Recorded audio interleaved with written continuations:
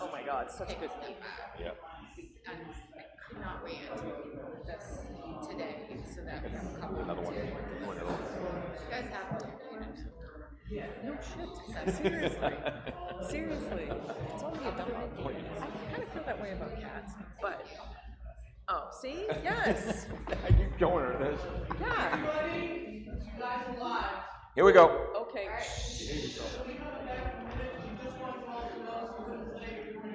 Okay.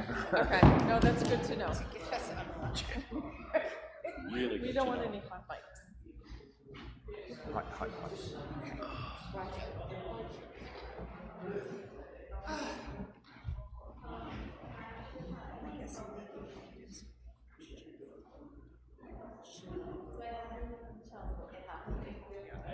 Because the voters are approving it? Yeah. There's no way that I would have figured that this would have rivaled. But There's no we're kidding getting there. Yeah. that this would have rivaled, that this meeting would have rivaled last week's time. And they would have guessed it in a million. So we have 2 more hours to go to wrap No, we have to. No, we don't. No, an hour and a half. Yeah. We can do it. Thank you. Well, are we allowed? Yeah, oh yeah. Here we go. I'm not pausing it because no more pausing, no more breaks. No more pausing. All right, we're gonna continue. We are talking about Article 19. I think we are. All right, so I guess we're at the point where, is there a recommendation? I just wanted to note that we had just approved $20,000 for a salaries consultant earlier, and Paula Mahoney already provides services as Director of Finance and Human Resources. So I assume there'll be some consolidation happening if this particular article passes for the administrator position. Is that correct? It says will manage human resources, so. Well, the select board has already talked about, there's been no action taken, but has talked about separating the human resources function anyway. But with regard to finance, I mean, that's going to be a separate function from the town administrator, for sure. The biggest thing is, I think, when you look at this, town administrator, it's not town administrator HR, it's town administrator. So they'll manage the departments. I think that's another issue in itself of separating or talking about that separation of town treasurer. I think we just reword it like you said. It's just what administrator we're dealing with. Yeah, it's So are we looking to, I just want to note, because this is Article 19, we have, are we looking to reword this towards the language that was read from the town of Molten Borough? I would suggest we do that at deliberative session, because that way we come prepared, we have it written down, we'll hand it to the moderator, include that in here and go forward. I think it'll be cleaner if we just do it at deliberative. So if that's the case, we have to vote on this On this language side, today. as is. And then if once it's reworded, we would, after, we would all vote and get it, because it would be the deliberative vote. Correct. All right, See, so, I need to change one thing. I don't know where the 10 cent came from, but it needs to be 9. That's the proper number. The estimated tax is 9 9. cents. right, and then this would be, how this is currently worded would be the one that is going to the DRA until after deliberative. Okay. Just want to make sure everyone's here. Is there a motion for approval? Barbara? Is there a second? Martha? All those in favor of approving this article? 6. Opposed? 3. 6, 3. Okay. Motion to approve? Motion. Second? Second. Discussion? All in favor? Aye. Unanimous. So recommended by both the select board and the budget committee, vote 6, 3, and 4, 0. Article number 20. To see if the town will vote to establish a revolving fund pursuant to RSA 31:95-H for the purpose of facilitating, maintaining, or encouraging recycling as defined in RSA 149-M:4. All revenues received for this purpose of facilitating, maintaining, or encouraging recycling from fees, charges, or other income derived from the activities supported by the fund will be deposited into the fund. And the money in the fund shall be allowed to accumulate from year to year and shall not be considered part of the town's general fund balance. The town treasurer shall have custody of all monies of the fund and shall pay out the same only upon order of the governing body, and no further approval is required by the legislative body to expend. Such funds may be expended only for the purpose for which the fund was created. Majority vote required. And this is a select board only article. I make a motion to approve as written. Is there a second? Second. Okay. Discussion? I'm just gonna speak actually on behalf of this. I did only attend one of the meetings for solid waste management. And I believe that the town, we have to look more into this as far as the recycling, and it's gonna probably run like a business. There's a lot of work to do. But I think either we're gonna do it or we're not gonna do it. So I think this is a step in that direction. So I would support this. My one question would be if, let's say it doesn't work out and we have money going in, because we know we generate some money with some of the special collection projects we've had at the at the collection center. If it doesn't work out, can the money then be put back into the general fund? I mean, we still have expenses that are going against it. We have salaries expenses and the pick up the dumpsters, thank you, back and forth. So we're already spending money on it anyways, but out of the highway funds. So what, and maybe this is a question for Paula, what typically is done in a revolving fund if there are funds left over in that fund and that revolving fund goes defunct? A warrant article has to go through. To remove the money. To ask to close the fund completely and to return the money to the general fund. Or the voters, as the case may be. Well, it would go to the general fund. Oh, general fund. But Yeah, it gotcha, requires a gotcha. vote to do that. It doesn't automatically happen. Correct. Okay. Okay, thank you. Any further discussion? All in favor, please say aye. Aye. Unanimous.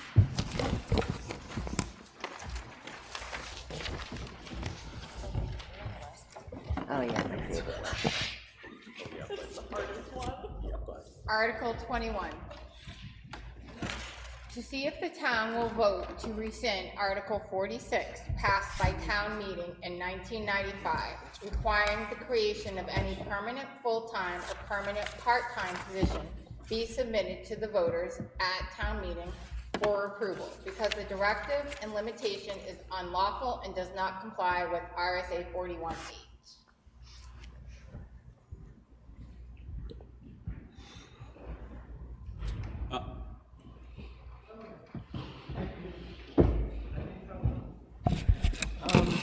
What you do with this is, you know, up to the board, obviously.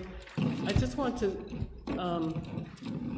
talk about the history of this, because the last sentence, because it's directive and limitation is unlawful.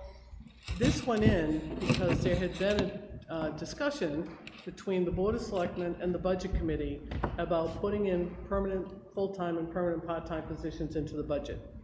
The Budget Committee, I don't know what you guys have now, but you said policies and procedures that basically said that the Budget Committee would not recommend to the voters a permanent full-time or part-time position that did not go to warrant. And that was a Budget Committee decision, and it was a directive that they used. The Selectmen had the same argument that we have the right to do it if we want to, and the Budget Committee said, yeah, but we're not going to approve it, so you'd have to go to warrant. So because of the discussion, the Budget Committee said, we'll put the question in again, and we'll see what the town wants to do. So the warrant article that went in that's being referenced was a procedural warrant article to give direction to the Budget Committee. as it wasn't supposed to be illegal or not illegal. It was to give the budget committee the information as to whether or not the townspeople still wanted it done that way, or whether they didn't mind that the selectmen just put these things in the budget. And the town voted that they wanted to be able to have approval of it through a warrant, and the budget committee said, that's our procedure. Put it in your budget if you want, but that's not the budget we're gonna recommend, and you should put it in as a warrant article. And since that time, everyone has done that because they felt that the townspeople had the right to vote specifically on any new positions being created and put into the budget. That's what that was. So it wasn't meant to be illegal to the Board of Selectmen. It was something the Budget Committee wanted input from the townspeople as to whether or not they wanted to have them continue that practice. That was what that was about. Can I comment?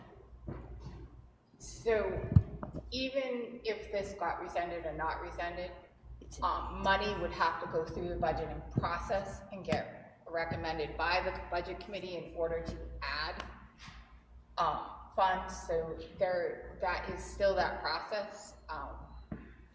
I think I just want to clarify that so that they wouldn't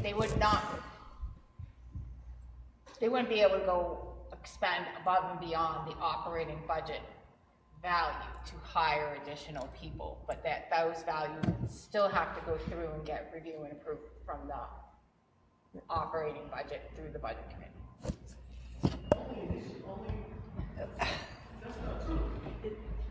So there have been changes. Wait, guys, go There ahead. have been changes in, according to our attorneys, and I checked on NHMA, there have been changes to regulations, and the select board is in charge of hiring and firing, and they can create any positions they want. Therefore, this warrant article that was put in, I forget what year it was put in. 95. Is not legally binding, and it's just advisory, and the board has been complying by it, and so what they're requesting right now is to reverse this so that it is not even existent, and the board can, if in October when they're doing the budget, I'm just gonna use town administrator, let's just say it's not existent and they decide they wanna have a town administrator going forward, they put in $130,000 into the budget, the budget committee will see that, but it is up to them to create that position. Right now, the way we had this warrant article, and yes, we found out it is just advisory, but the board has been complying over the years that they couldn't just do that. It had to go to a warrant article to put a position. Does that make sense? Everything at the last half of the last sentence. They couldn't do that. They couldn't do what? This warrant article is saying that, what this old warrant article was saying was that the select board had to go to warrant article and put a warrant article for any new position that they wanted to create, any new permanent position they wanted to create. And they complied by it from when that warrant article was put through until now. Even currently, we have 3 Yes. warrant articles for positions. Which it's considered an advisory warrant article right now, according to the new rules. Right. So the board was complying with it and doing it. Right. If they, having this taken out, they could put in, You mean if this is passed, if this is passed Yes. and that warrant article is gone, voided, they can say, I want to put in a town administrator and pay them $130,000, and they just stick it in the budget, wherever it's supposed to go in the budget, and then the budget committee will approve or not approve that so the item, budget but committee has ultimate, they don't have to go to know. a warrant Right. article and, You are correct. The budget, it would go through the process as part of our budgetary process. Right. Right now, the select board has the authority by statute to hire any permanent or part-time position it needs. okay? And as you can see, there are a lot of positions that need to be filled. 2 of them have been on the warrant for the last 3 years, this is the 3rd year in a row. It's our responsibility as your select board members to tell you what we need. Now, we don't, technically, this article that was originally passed in 95 was to restrict or control, if you will, who got hired or didn't through the budget process. That the voters decide whether or not we needed that person or not. But it's still the select board's responsibility to provide the functions of the duties of the individual we want to hire. Now, I call this our ask permission warrant article.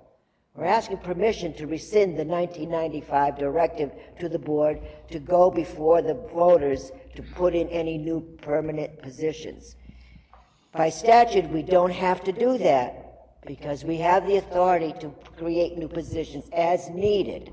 Yes, it's still going to go through the budget committee, but If the chairman would indulge me, if I could ask you, so what, this is I don't disagree with anything. Okay. What happens if the voters say no now? Aren't you in a better position to say the state laws have changed, it's 30 years ago, we have the right to do this and exercise that right judiciously, rather than go back to the voters with everything that's going on and have that voted down? Then you're in an even worse position. well, that's why I called this ask permission article. Next year, we go for forgiveness because we'll do what we need. We wouldn't be in a worse position because the article is not enforceable to begin with. But it's one thing to say you got a 30-year-old statute, times a warrant article, times have changed, there's even been some amendments to state law, and we're now going to proceed according to the advice of our attorneys in a certain way that complies with the law, as opposed to when you don't even have to. In 2025, going back to the voters and asking again for something you don't need to ask for. They give you the answer you don't want, and then you defy them. You're setting yourselves up, and I've seen the town do this before on things recently, since I moved here. Our attorney told us to put this in, so we're just following. They told us we should put this in. I don't know how I'd have to talk to the attorney. The attorney is only as good as the client's information and questions that's being given them. But it's not, I'm on your side. I see yourself setting yourself up for a real problem, because the average, nobody in Webster's Grove but Jack Cranberry is gonna vote for that. That's right. Period. I'm telling you that right now. I agree with what you're saying. Just treat the voters like mature adults. The statutes have changed, we have the right to do this. I probably wouldn't add 4 or 5 part-time jobs along with 2 EMTs in the same year. I mean, it's okay to feed at the trough, but you don't have to lick the plate. But I would not go ask them for something that you don't have to ask them for and have them tell you no, and then you're really sticking a finger in their eye.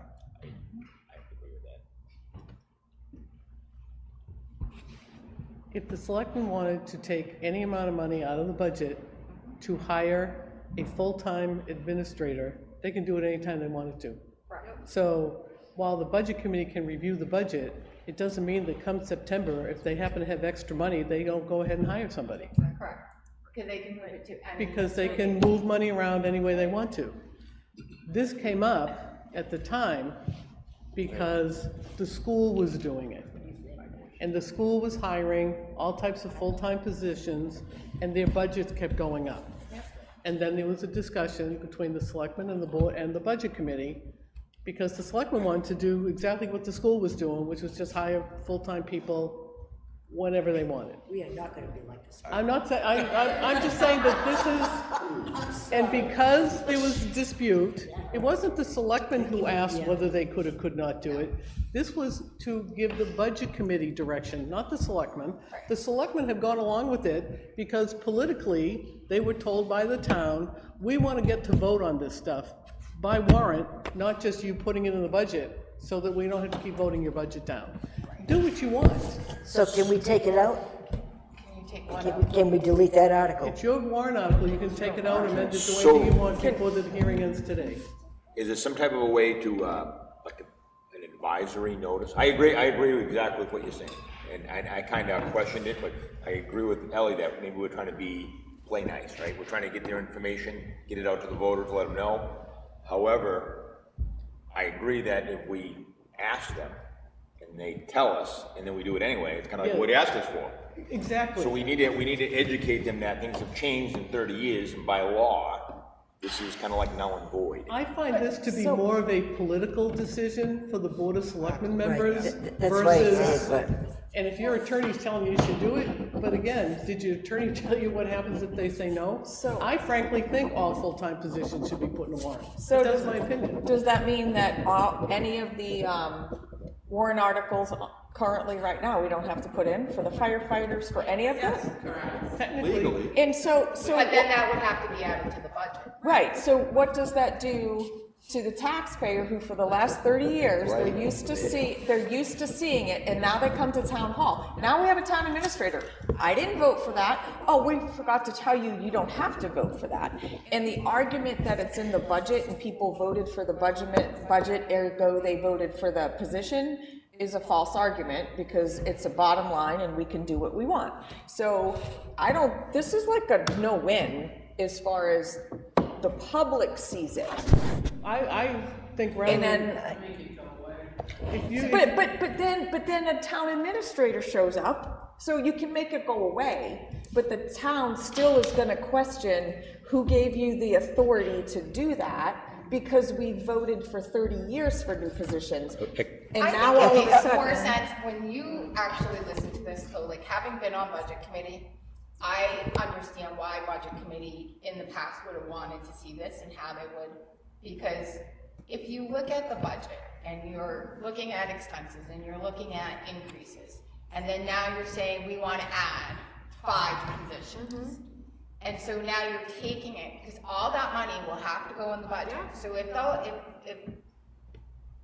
we're going to just move forward and not do that, then that money is gonna have to show up in the budget. That will all have to go into the budget. And I get it's a bottom line budget, but now we're asking people to pay more attention to certain line items, to increase, to evaluate. So we've got salaries, we've got benefits, we have all of this. So instead of seeing the number it's gonna cost to increase, we're gonna see all of it spread out between the budget.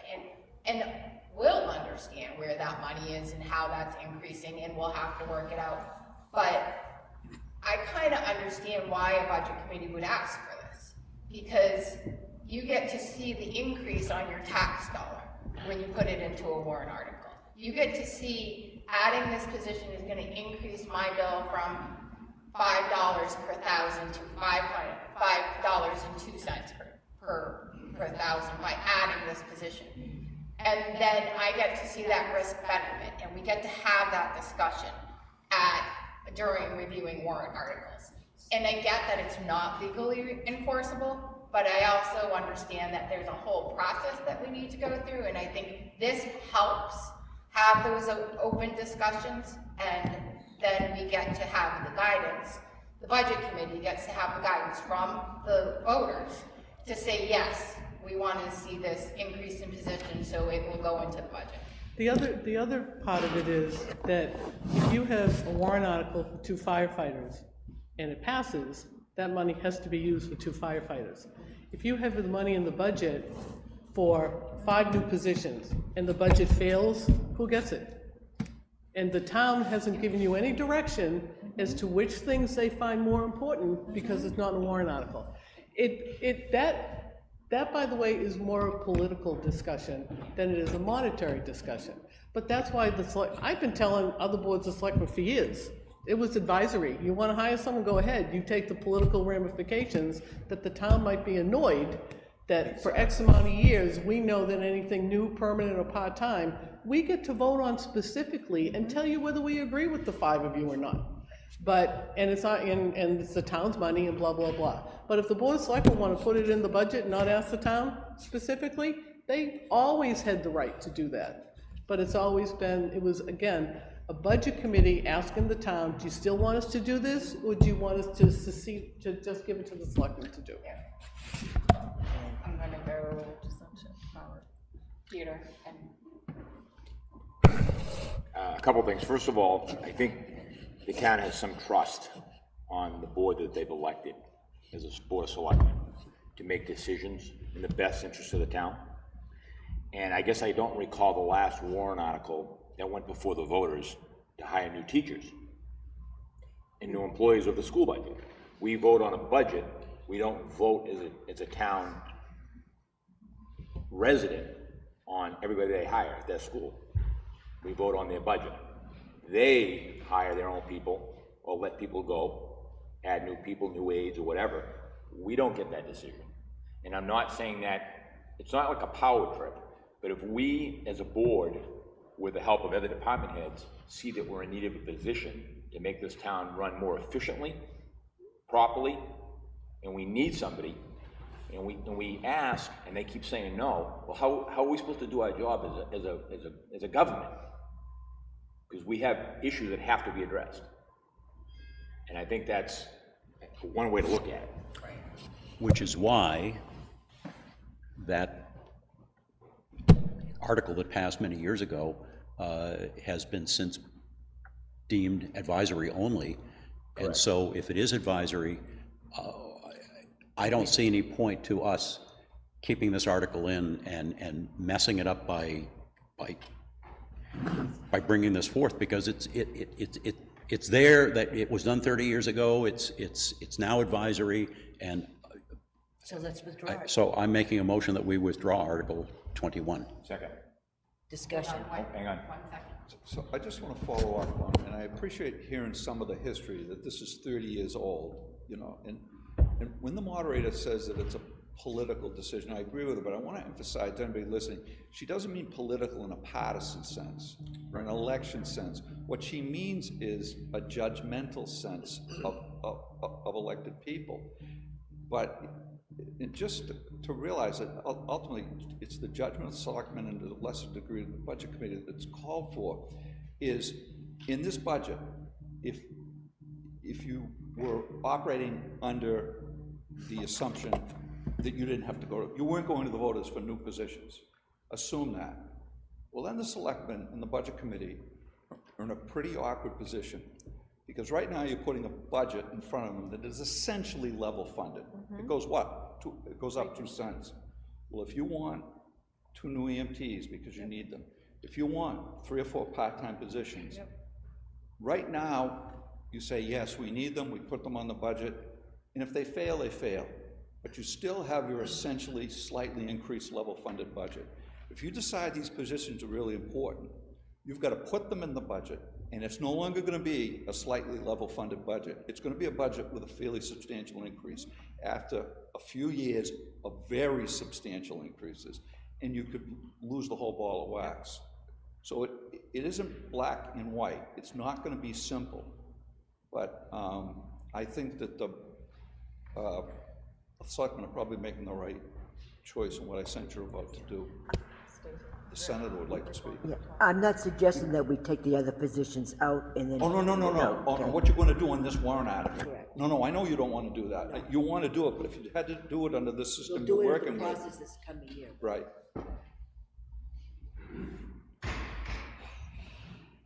This is the end problem of SB2.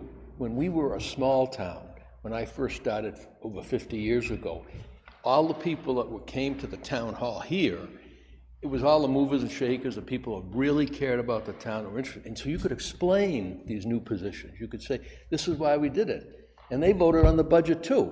So, I mean, it was doable. Now we have everything so removed, and people just come in and they vote, and yes, no, what's the recommendation, et cetera. So, and there's no good answer to it, but it is a problem with SB2. But I think to what John said about if you put it on and you lose that, it's not a good position to be in. That's the problem. So I think it would be better to do, because it's so old, that just let it be.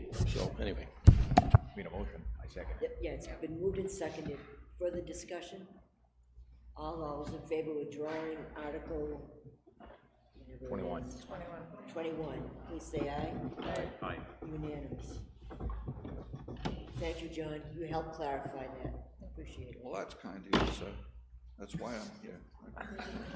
I was trying to play nice in the sand pile and ask permission, but that's okay. So there are I advantages don't to learning usually. in that cesspool called Massachusetts. All right, we're gonna move on to Article 22. I'm recusing myself from this one.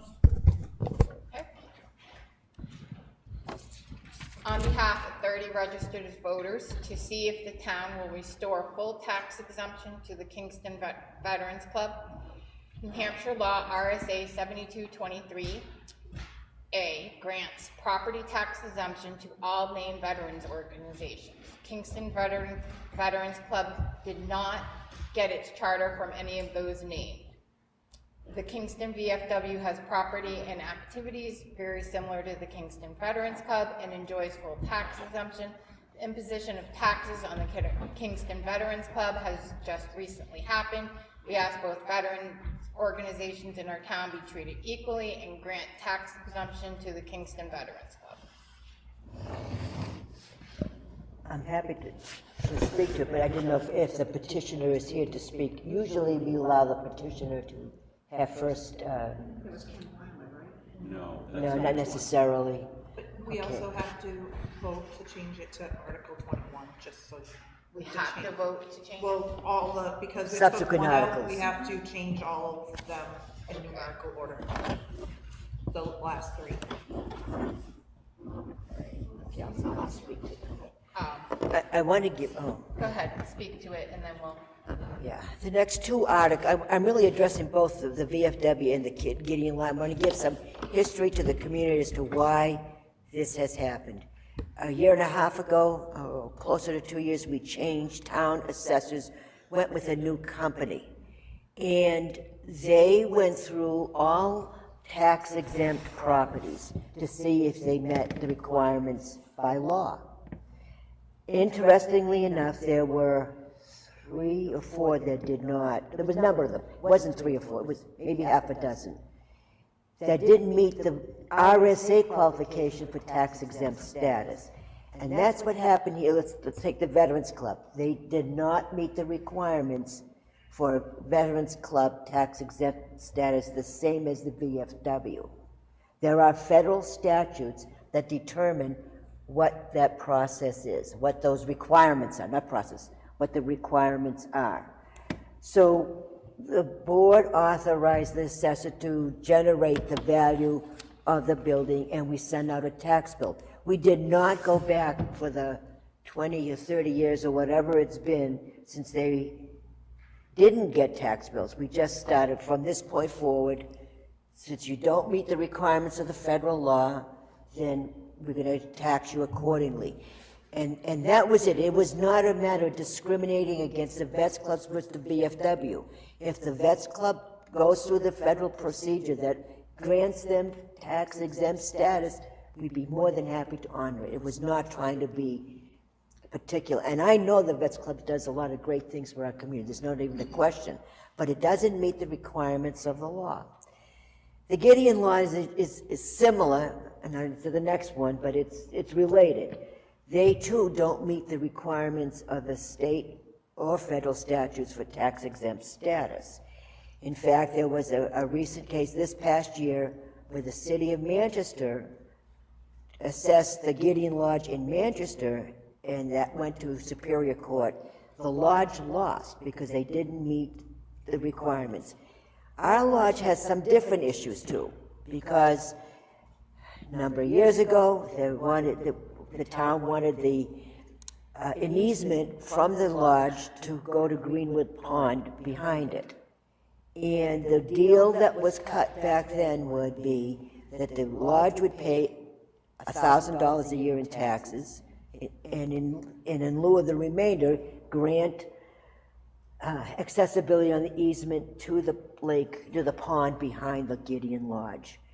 At the time, I don't remember who was on the select board. I know Sumner Callan was the town attorney, and he said either they paid for a year or two the $1,000 and then stopped because he said, he being Sumner, said, well, if you're either tax exempt or you're not, why should you pay the $1,000? And they stopped paying it.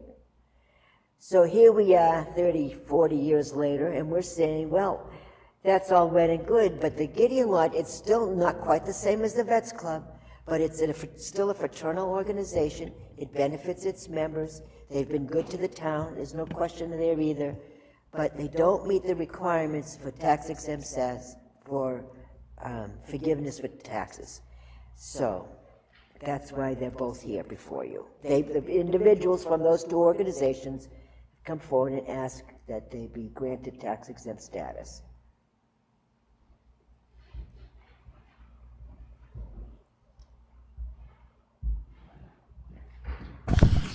I'm just an observer, but I've lived in town a long time. Isn't there some way that they can come up to the requirements? I believe the Vets Club could, but they again, I don't think Gideon Lodge probably, but I don't know. I'm not a tax expert. Everybody's got an accountant. You can sit at the bar and bitch about taxes, but that doesn't get anything fixed. You know, maybe they should just be told, can you do this? Or this is what you need? The Vets Club, there are specific statutes that they would have to meet in order to get qualified as a tax exempt. I really don't know anything about The it. Gideon Lodge could not, so I don't think. Okay, that was my curiosity. All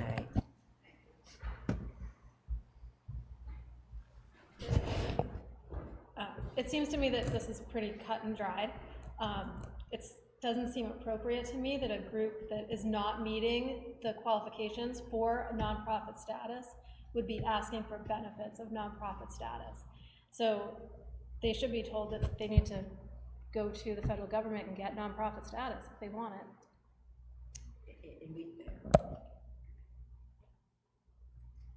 My question is for the articles themselves. There's a lot of language in there. And I think it would be best served by the statement, you know, per the new assessor, it was found that these properties do no longer enjoy. These are petition warrant articles, so you cannot. Yeah, there's citizens petitions, so there's no opportunity to change any wording. Except by them, Thank you. What? at deliberative. We can do it at deliberative. We can up to, not us, but like Yes. if somebody came in and asked for A it. petitioner could. Petitioner, yes. They can't, we.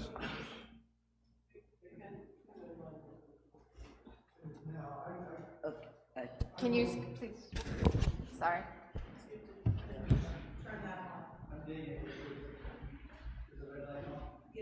Green. Green, that's it. I've spoken with this many times, I should know by now. I'm Dana Akers, I wrote question number 24. So I've read the law on this recently, and the petitioner cannot change the article at this meeting. It has to wait till the deliberative session. Yep, that's exactly what it is, yeah. Oh, okay. So nothing, the wording of these articles cannot be changed until deliberative session. Correct. Yeah. And in the case of a petition article, only by the petitioner, not by. No? Can be by No, anybody. anybody. Anybody can change at the deliberative. Okay. Sorry, we're gonna go with Barbara. Thank you. So there is none of the petitioners here. Doesn't seem to be. The Not for these two, petitioner right? for Article 24 is here. Is Yeah, right but 20, there. we're talking 21 But these and two are 22. not here. Okay, so I'll probably be blackballed for this, but add it to the list. If you're not here to support your warrant article by petition and be able to answer questions about it, exactly like this fine lady said, you know, what is it to go up to? I just recently did a 401(c), and it is a little bit of a work, but you know what? Do your homework and get the information, find out why, and maybe there's an exemption that they could bring before the Board of Selectmen and say, could you please help us? Absolutely, and that's. There's avenues, there's avenues, it's just, if it's not by federal standards, we're pretty much, our hands are tied, but I more importantly think somebody should have been here to answer the questions of their article. They'll probably have opportunity at the deliberative session. Let's hope they paid attention That's and correct. they do come, for their sake. If Article 21 passes, if they don't meet the requirements for tax exemption, does this warrant article automatically give it to them? No. Exactly, that's So- my question. Yeah. According Would it be to our, would it be would these two be advisory and yes, not? according and to not our legal attorney, enforcement? no matter what, these two articles are advisory because it is up to the board to, give tax exemption. And have requirements that they need to meet for tax exemption. Because otherwise, I'm putting an article So in no next matter year. what, they're going to be, no matter what, they are advisory per our attorneys. Okay, And the thank you. select board has been following the advice of its assessor in both of these cases. Actually, in all of the cases that have been dealt with in this way. So that gets to my question, which, would we even, is the town even allowed under state law to give somebody a tax exemption if they're not entitled to it under the state law? I don't think so. I mean, I wouldn't want to. Yeah.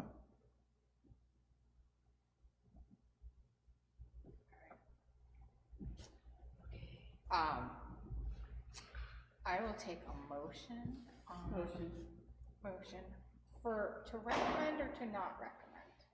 Not recommend. I'll second that. And then in the vote, are we voting to approve or not? We're voting to not recommend. Did you make the vote to change the numbers? I'm sorry. Before they vote on this, do we have to change the number first? Yeah. Sorry. Yeah. Yes. Yeah, I think we should just do them all at once. Yep. Yep. Yep. Further discussion, all those in favor? All in favor? Any opposed? Present. Present? Yeah, I'm gonna vote present on, because there may be compelling, good reasons to help these people, but. So we have- No. We're just making voting the on numbers. Oh, the numbers, oh, okay, yeah. All All right, that's fine. the No, that's fine, I'll vote for the Okay. numbers. All right, are you going to vote for the amendment, changing the numbers, 21, 22, 23? So moved. No. Second, is there a second? Do we, I don't know if we do that. I don't know that we do that either, to be honest with you. We can do it, and I'd rather have it Second. vote on it. Second discussion, all in favor, Yes. unanimous. Okay, all in favor? Okay, Renumber. Cover your butt. Yeah, exactly. because, I mean, It's all not right, a big deal. all right. Now we're gonna go to recommend or to not recommend this warrant article. 21. Article 21 now. I make a motion to not recommend. I already did. And Claudia, second? Trish did. The original one, Right. Okay. All right. All those in favor to not recommend this warrant article? Opposed? And Present. abstain? Okay. So we're doing, Okay, Article 22, motion to not recommend, So moved. Second. in a second discussion. All those in favor of not recommending Article 21, please say aye. Aye. Unanimous in this one. 3-0, no, so it's not an abstention, it's a recusal. So she did not participate in the discussion or in the vote. So it will be 3-0. Yep, Yeah. And I'm sorry, could you repeat the numbers for the budget committee? 7-1-1. 7-1, thank you.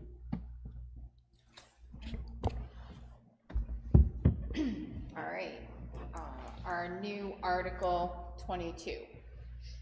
On behalf of 29 registered voters, to see if the town will restore full tax exemption to the Gideon Hall Masonic Lodge number 84 on 8 Church Street. The lodge was granted tax exemption in 1992 in exchange for giving an easement for its beachfront on Greenwood Pond for a town beach. The offer included a $1,000 payment in lieu of taxes for the purpose of hiring a lifeguard and renting a porta potty. The town did not use the funds for the suggested purposes, so in 2003, the selectmen returned $1,000 and said it would no longer be requested. Thus, the lodge was fully tax exempt. The selectmen have now reversed that decision and have asked for the lodge to pay that pilot adjusted for inflation. In addition to the easement for the beach, the lodge discovered an agreement between the town and the lodge that moved a fire department right away from the south side of the lodge property to the north side. It has not been recorded in a deed. The lodge placed the new right of way on a plan and recorded it in 2012, which helped simplify the discontinued right of way that had made the abutting church property lines more defined. See display plan D37573. I do not have a copy of it, so go Can I ahead. speak on this? Yes. So, I actually wanted to make a comment on 21, but this kind of covers the same thing. We've been back and forth with this quite a bit, this 92 decision, then the 2003, it was rescinded. Nobody could ever find evidence of that being rescinded. Written anywhere, recorded anywhere, this is all like a verbal thing. So in my mind, since 2003, they have been negligent on their original agreement with the town of that $1,000, right? And the lifeguard and the porta potty. This organization and the Vets Club both have avenues with the state of New Hampshire to do the paperwork, to get the status, and do this legally. And yes, the Gideon Lodge has done this in other towns. But neither organization has done that.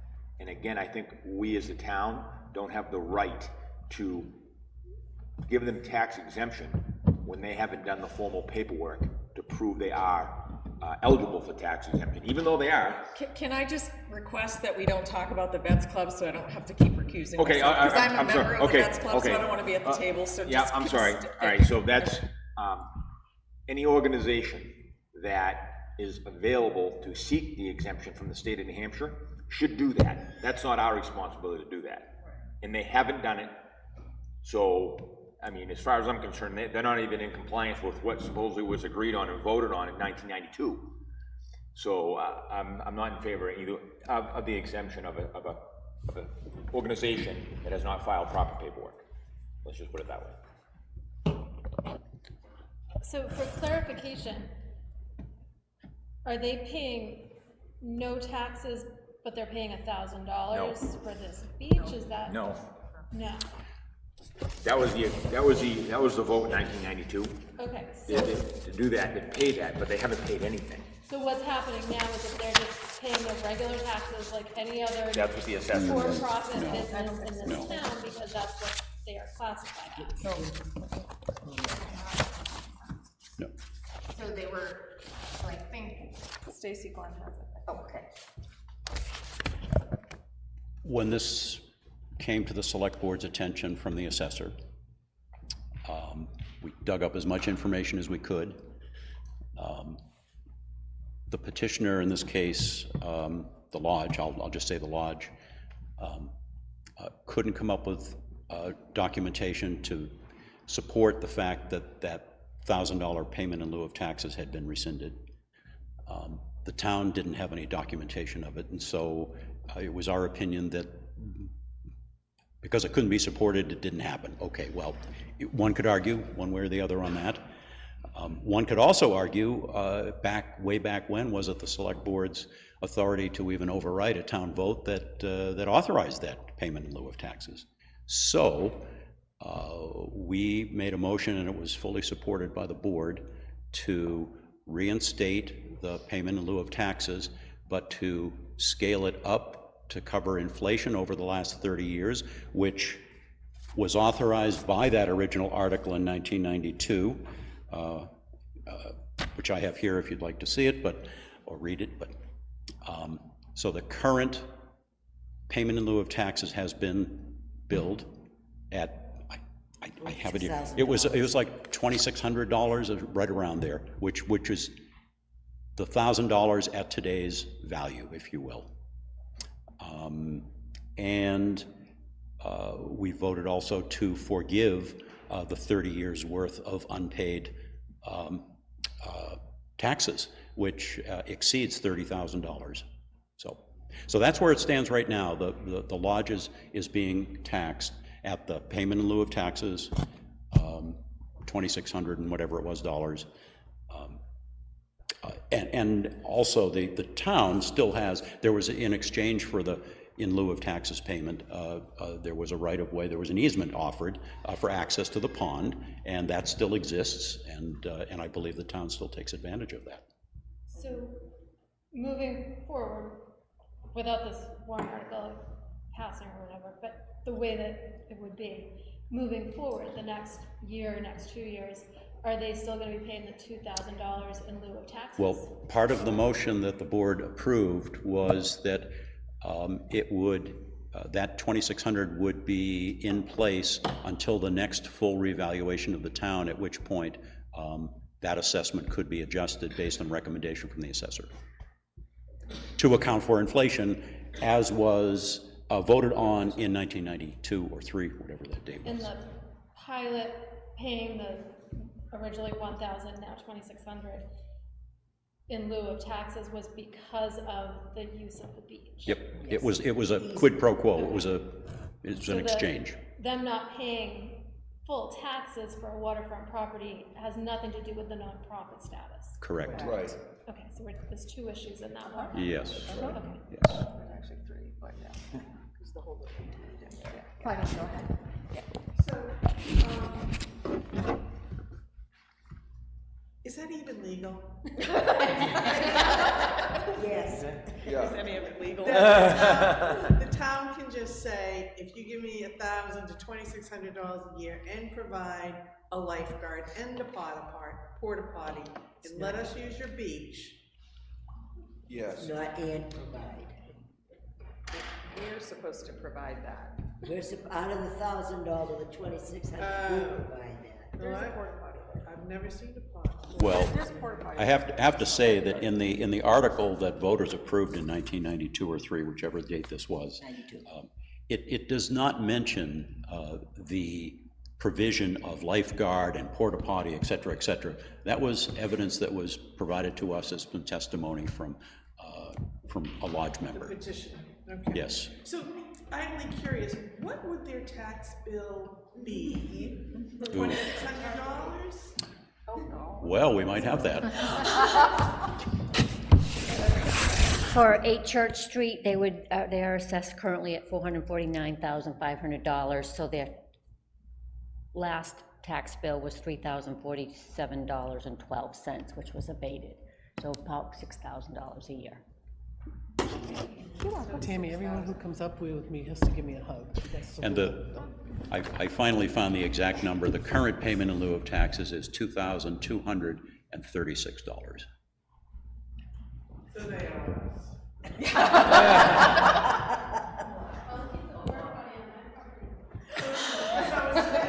So ostensibly, they would owe us $2,200, not the $3,000 that Tammy just said? Not the 6,000. It's $6,000 a year. $6,000 a year.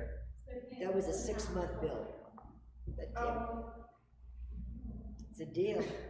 So instead of. But I think the thing to remember is to revoke any of that, it has to go back to town warrant, because it was a warrant article that approved this pilot agreement. So the select board at the time never could rescind it because it was by town warrant. So if the petitioner doesn't want to uphold that, then they'd have to go back and rescind it, and then they would have to pay their taxes instead of a pilot. I mean, that's the crux of it.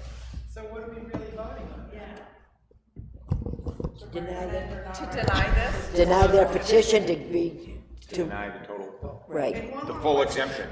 Does the fire department need to have a right-of-way agreement with these people to access? Yeah. I think, if I'm not mistaken, that right of way is actually owned out by the daycare center. It's not the Masonic Lodge.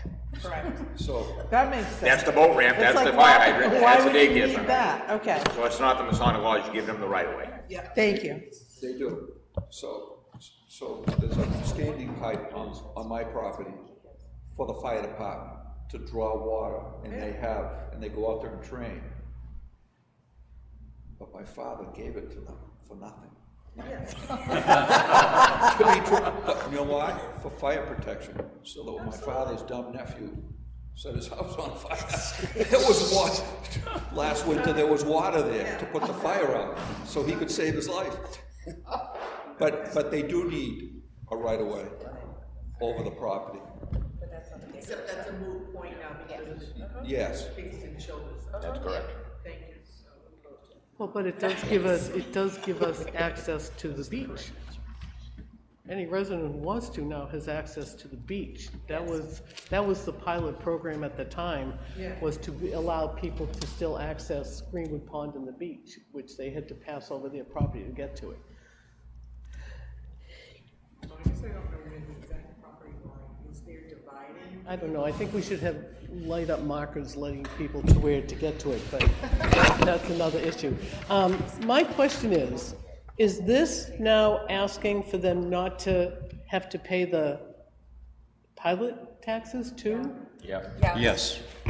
Okay, so, and, Peter, you gave us a different history, and I have a different history of this than what's in this description. This seems to be, As far as what? well, you know, the events don't seem to be quite as the same as what the selectmen. You see our problem? Yeah, Yeah. so I think, to be honest with you, we hit a vote on whether they're tax exempt or not, but I think when it comes down to it, there's a lot of controversy because the daycare center used to be owned by the school, and when you read the fire access that they were gonna grant the town, that was gonna go on the south side of the property through the church parking lot, right? Head straight down. Sure, that's So they easy. ended up moving it to the north side, which is now actually owned by the daycare center. It's not the Gideon Lodge. So the daycare center should have the Daycare $1,000 center pilot is program. the boat ramp. No, I'm just saying, that's where the fire access is, so we don't need that right away to the pond for fire service. So, I just throwing this out there, that after the word street, at deliberative session, you might want to get rid of everything else in this article. Well, really, the only pertinent statement deliberative is the session, you first can. sentence. Right. Well, this warrant article is another one that is not legally binding, even if it passed. That's true, but I just thought it's very confusing based on all of this, whereas Yeah, we can't change it anyway. you can remove it at deliberative session and just leave the first sentence. That's all I'm saying. Because they keep talking about the payment program, like, will they still pay in the payment program? Is it just full tax status? I'm just saying. The first sentence is the only pertinent sentence in this article. Correct. That ends at 8 Church Street? Correct. No. That's it. That's all that you're dealing with. I have one question. Are there any more such scenarios in town where the select board has granted tax exemptions outside of federal guidelines? Yeah, but they don't have a payment. No, not to my knowledge. There were other properties that didn't meet the federal statutes that were assessed this past year for taxes, and they have been paid. They paid them willingly. No, not even a letter of complaint. Well, we don't know how willingly it was, but they were But, paid. right, we didn't get any, we got Get no. cookies. No. All right. So we're gonna take this under consideration. Is there a motion? First motion I would phrase it as not. Right, okay, so Claudine, Mark. Any further discussion? All those in favor of not recommending this warrant article? All right, opposed? Abstention? Passes 801. Okay. Select Board, Article 22. Motion to not recommend. Is there a second? Second. Discussion? All in favor? Aye. Unanimous. Article 23, which was labeled as Article 24 on your paperwork. On petition of 41 registered voters, shall the select board be restricted from allowing the town to be a member of Community Power Coalition of New Hampshire unless and until it has been approved by the voters. This would not restrict the select board from evaluating and providing recommendation to the voters. This would, until and unless approved by the voters, keep Kingston from delegating to CPC NH to speak with one voice at the State House and PUC. All are not in agreement with the CPC NH as detailed in the two New Hampshire PUC orders of 11/18/24. Should the legality of enforcement of this article be successfully challenged, it shall survive as a request of the select board. And we do have the petitioner here.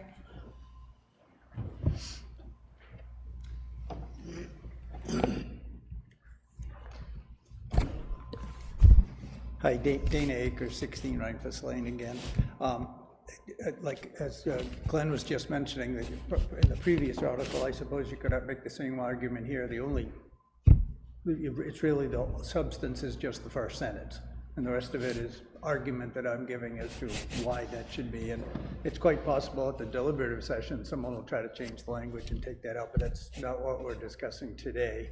And we're not really discussing CPC NH, whether it's a good thing or bad thing. Here, it's just that, all we're looking at here is your opinions as to whether you should restrict yourselves from, it's kind of a catch-22. You guys get to vote whether you should be restricted or not. But I guess I'm making my pitch to you, and I know I've lost that with two of you already, but the other two, I would argue that signing that original agreement does a lot of things, and one of them is it gives the CPCNH to include Kingston in their say, like, we're speaking for everybody, and they're speaking at the Public Utilities Commission, and on record in that there's all the utilities, the several consumer groups. There's a whole bunch of people that just don't agree with some of the things that they're saying. So it's not a simple thing at all. It's like, but, we're not here to discuss all the details of that. But I guess the only other question I have is if you question the legality of the article at all. I suspect you won't. Yeah, I guess that would be the end of my comment. I guess Article 23, after reading this, I think I'm going to go with the recommendation on that warrant article. I think it's a very big decision, and I don't like some of the wording about the residents have to actually request not to be a part of this. I do think it should be up to the voters, and this is a very big decision for the town that I think we should put that out to the voters. My recommendation. Well, just to be clear, and someone else in the audience might be able to correct me, but any plan that would put electricity aggregation in effect in town, that part does have to go to voters. I believe the RSA says so. So there's a step before that, however, for some paperwork with Community Power Coalition of New Hampshire that I believe the petitioner is saying doesn't want the select board to have the authority to do that. But any plan that would automatically put electricity aggregation in town, that part actually has to go to the voters, if I understand it correctly. And Rick, I don't know, you can correct me if I'm wrong, but is... Okay. Well, I was going to say the first part, and I believe that's what you're referring to, there are other restrictions that we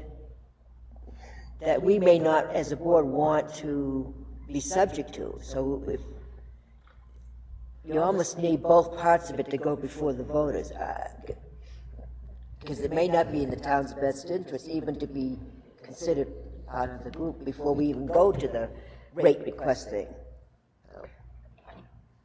I think I would question how binding would this be, restricting the select board from entering into, that's, I think, the bigger question, right? Like, if it passes, is it still binding?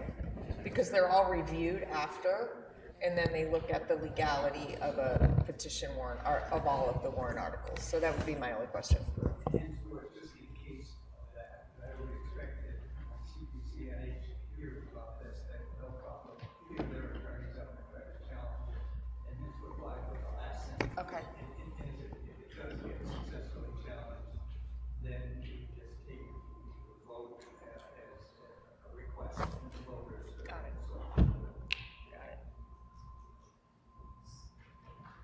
I'm going to let Rick Bussman and then Mr. Goddard speak.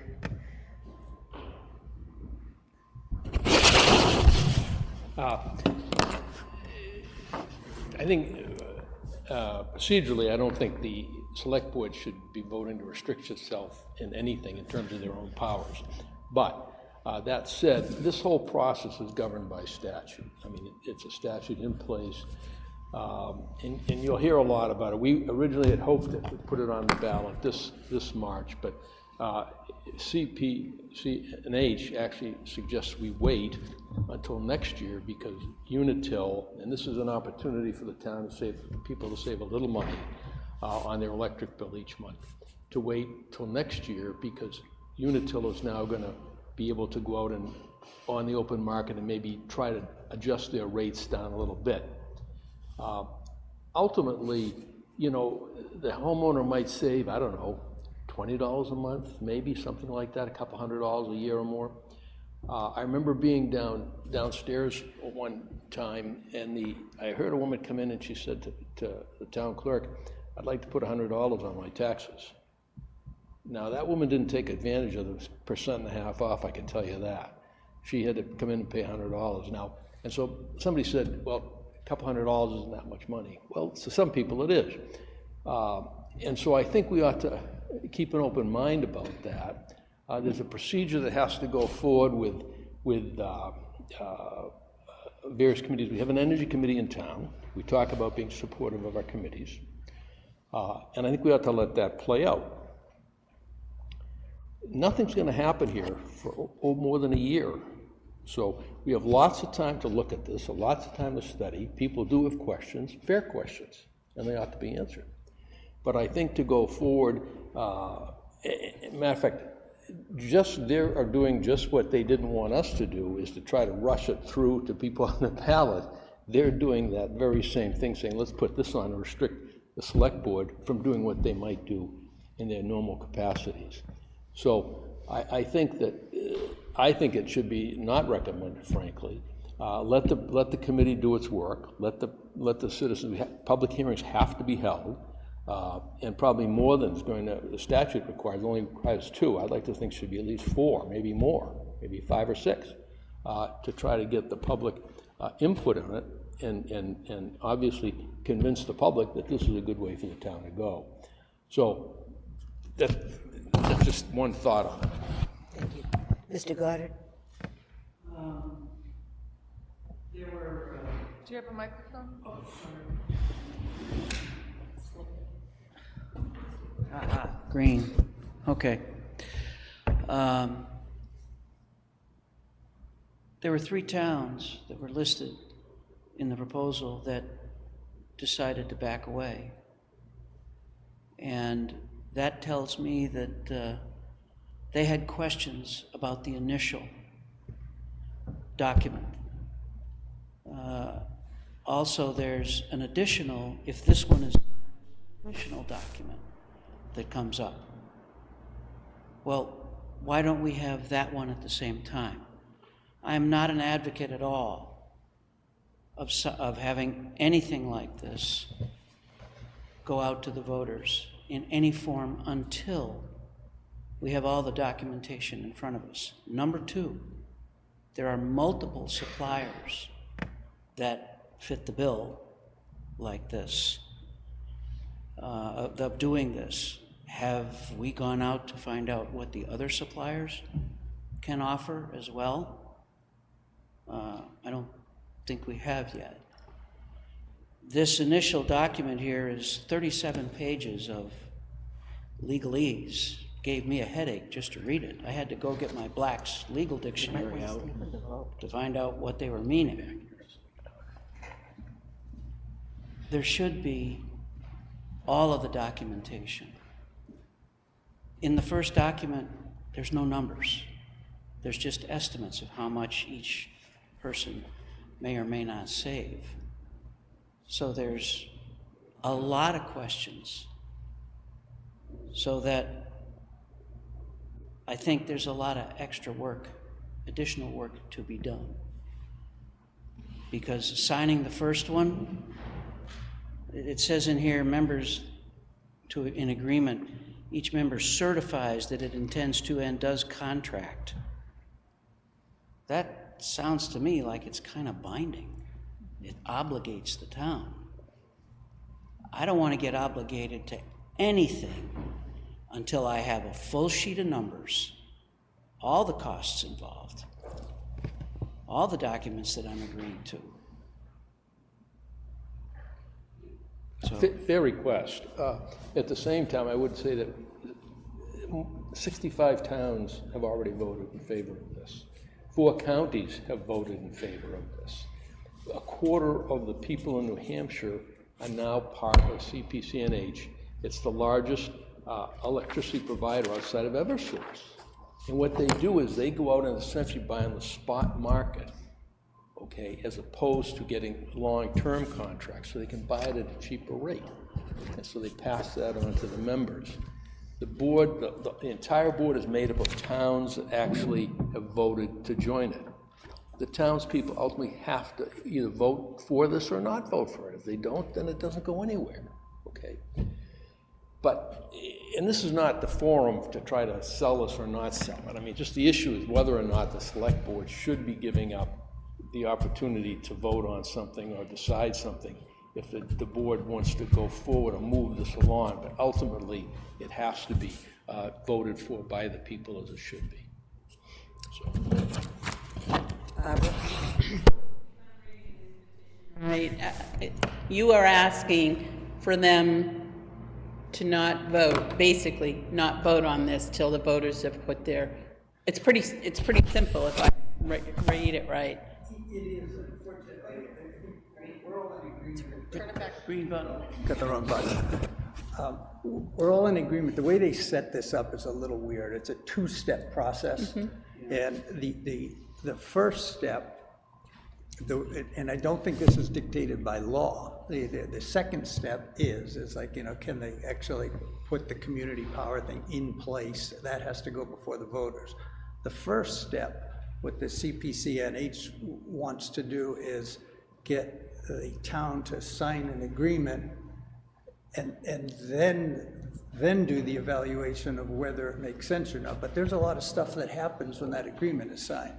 And so all I'm saying here is that I'm not restricting and not suggesting that you not evaluate this. I think you should. You like fully evaluate CPCNH. You just don't need to become a member to do that. You can do your homework first, and that's basically all this is saying. Wouldn't this be a great thing for our town administrator I was just to thinking research? that. So we could have all, Coming full circle for you. I've been involved just enough to see how the town works, and I am all for that town administrator. You need that. You guys have too much on your plate. but at the same token, we all know how the government works. We're all changing in the government right now, and the state, and the whole 9 yards. I don't see a problem. I think you're more or less asking, please don't vote on it. You're not trying to restrict them, but here we go again with verbiage. You know, you want a commitment, basically, that they're not going to vote without feedback from everybody else. Am I correct? Correct, yes. So, I don't know how we do that, other than, where's that town administrator? I mean, that's fair in a town administrator, but there's a committee that's also doing that job. So I don't want to negate the fact that we have committees that are charged in doing just that. So it's not just the town administrator. So I want to make that point. If I could comment on that, there's a committee that should be doing that. We agree on that? Say that again? I say, we can agree here that there's a committee, the Energy Committee you've assigned, that should be doing that evaluation, but as I pointed out in that letter that I wrote to you, if you read it, they have not done that. They have not recommended to you that this is a good thing. You have not kicked it back to them to do, and now that particularly they voluntarily delayed a year, you should do that. You should kick it back to the Energy Committee, make them do this evaluation. You shouldn't be involved in those details until the Energy Committee does that and says, we think this is good, this is why, you know, they've voted on it amongst themselves. That hasn't happened yet. They quickly. That's why we have the extra time, and that's why you should support the committee and let us do the work. We agree on that. Yeah. Pam, did you want to speak? So I've studied the RSAs regarding aggregating electricity by the CPC. And the municipality or a county can vote, their governing boards can vote to aggregate electricity. They do not need a legislating body, the voters, to approve it. It can be voted on by the governing bodies.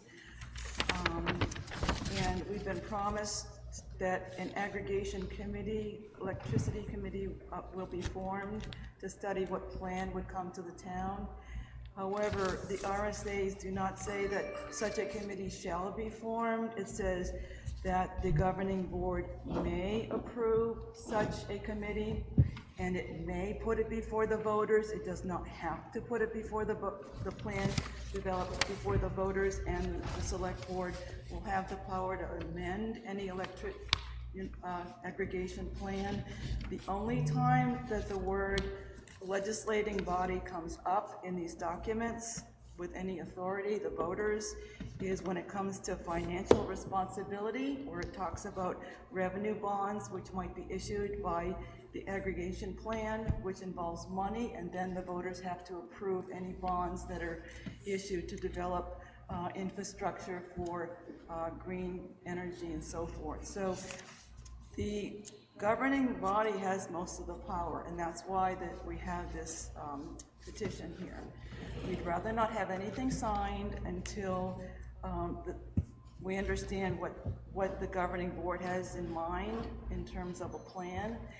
And again, they don't have to even have public hearings. It says if the aggregation committee, which may, not shall, which may be organized by the select board, if the aggregation committee is formed, then there shall be public hearings. So we've been told, oh, there'll definitely be public hearings, but that's if the select board approves a aggregation committee. And so once they approve the plan, they have decision-making power, and I'd like to see who's elected in March. Thank you.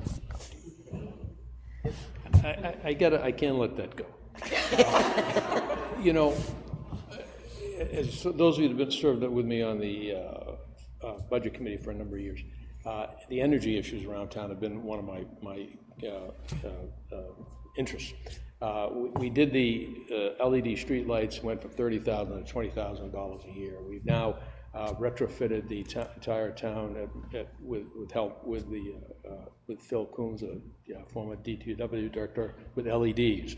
We entered into a contract with Unitil to get to do the installation of the entire town hall. It cost us $25,000, and Unitil's given us $10,000, I think, of that.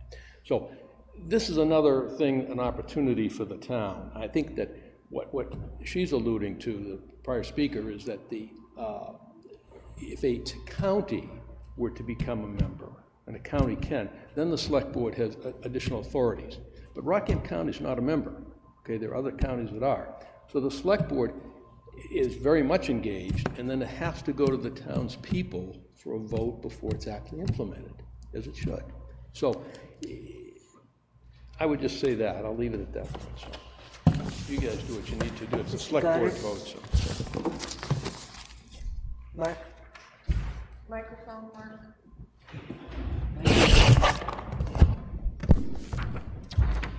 This is from the town of Brentwood.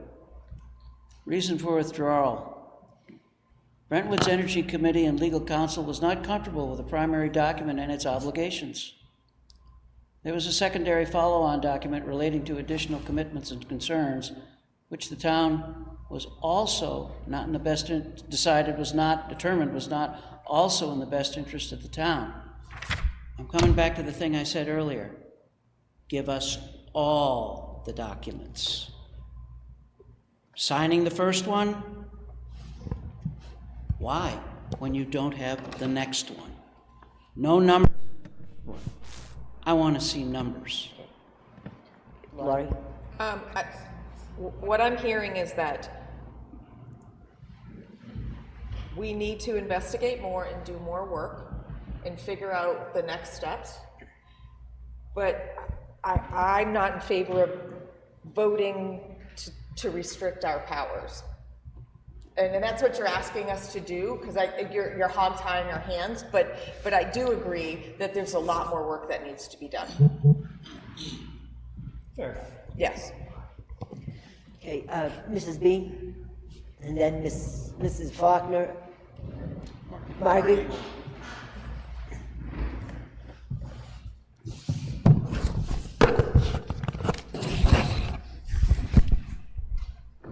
These chairs are dangerous. As the observer, you're going to bump into lots of voters who walk in and haven't read any of the warrant articles yet and don't have a clue what this is about, and you're asking them to vote. I like to think I'm an educated voter in this town. I've been around a long time and I try to keep up with everything. I've never heard of this. How come?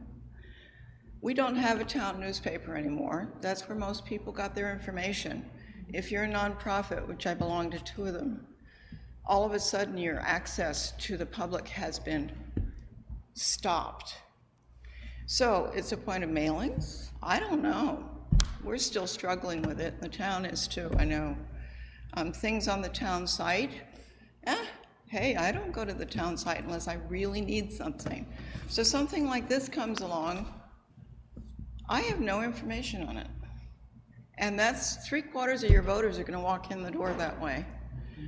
I just, like the mule, you know, I don't wanna vote on it. I don't know what I'm getting into. I can go digging now, but they won't have that time because they just walked in the door. So I think it needs more information.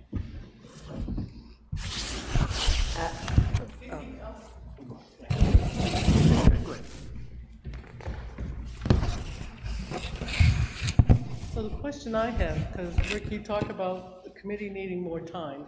So everybody's talked about possible issues with approving this. But what I want to know is, what's the ramifications if we recommend this for this year, because it's only good for a year, and then how does that impact us? Does that impact us negatively if you have to wait until next March to get the voters' approval on anything? No, if anything, by waiting till next March, we'll have an idea whether Unitil can match the rate or not, and that's what I'm primarily interested in. It's a money issue. If we can get a better rate from Unitil, great, stay with Unitil. If we can't, then we ought to go somewhere else. And this doesn't even count on businesses that use a lot of electricity. Their savings are going to be substantially more. So it's a work in progress. It needs to be continued on, and that's what I think it should be. I mean, it's not a, we will be having more meetings, obviously, and we do post the meetings, but getting the word out is without the newspaper is, maybe we'll start another one, has been difficult. I'll provide the brain power, someone else can provide the money. Okay, well, so that's something we do need to spend some time on, and like I say, to me, it's gonna take literally a few to several months to see where Unitil comes out on their next rate purchase of the PUC has allowed them to actually go out and buy on the spot market a small percentage of their electricity. And because they have to go out and do 6-month purchases, their electricity bill tends to be higher, just as simple as that. Anyway, sorry. I think you just convinced me to vote in favor of this article, because if Unitil's gonna drop its rates anyways, then why not wait and see if that happens before we join a coalition? Because even if we were to, even if whether they do or they don't, there's a process that statutorily governs. It's really aside from this, whether this passes or doesn't pass. The statute these ordinances, these articles can't supersede state statute. I mean, it's just like, if the town voted to make something not a crime, and it's a crime in the state of New Hampshire, it's still a crime, and you can't, the town can only do so much. So, if anything, it might be advisory, but that's at best of what it would be. And again, I just think that the select board shouldn't try to tie its own hands if they don't need to, when they know that it's clear that this is going to be studied for months, literally, not just a few weeks, months. Because I initially thought that, why wouldn't the town want to be a member? If you don't like some of the things they're doing, you have a better ability to change those things if you're part of the member, that you're able to speak about things. But then I hear that there's something that says just by signing it, it obligates you for something, which I would caution about. So that's why it's like, okay, if for some reason this passes, which just seems advisory to me anyway, because if you have powers by RSA, it doesn't matter what we tell you, you get to do it anyway. So I don't know that this is just advisory, and if it is, it sounds like you're advising the Board of Selectmen to do what the Board of Selectmen are telling you to do anyway. So if you don't recommend this, the Board of Selectmen is still gonna not join if they don't want to. I mean, you already know some of the issues, but if something comes up where it is then advantageous for you to join, you can't do anything until next March. That concerns me, because I don't know what the future will hold. I don't know what changes could be made. I don't know what does then make it financially viable for the town. But it doesn't sound like you guys are gonna do this anyway without, even if you didn't have the article to tell you to restrict you, so. Anything new to add from anybody? I'll accept a motion at this point. I'll make a motion to not recommend this article. Second. Discussion? All those in favor of not recommending? Aye. Opposed?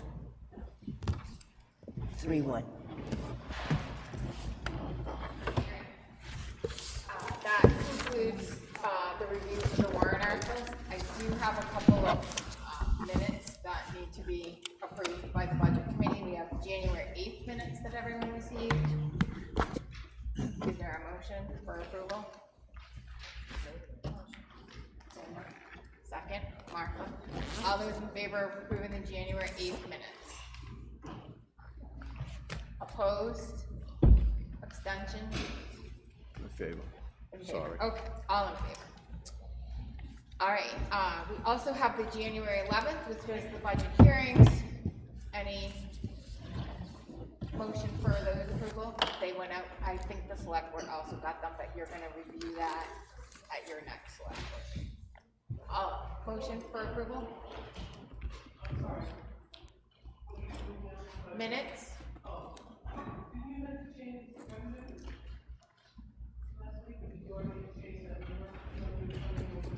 We changed revenue last week and took out $1 million.